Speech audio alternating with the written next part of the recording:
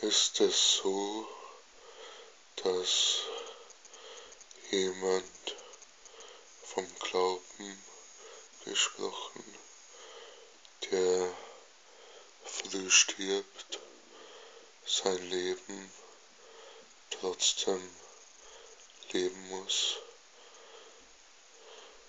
und dass es sich dann idealisiert, als es geht um die Vorstellung, welchen philosophischen Nutzen wir für uns daraus ziehen können.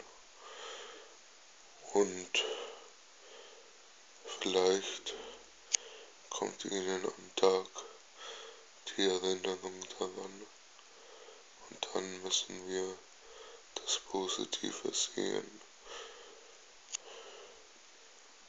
Erkennen wir darin das, was es ist, das, was es sein soll, auch ein Paradox. Und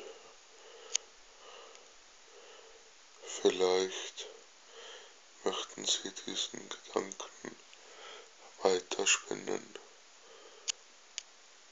Danke.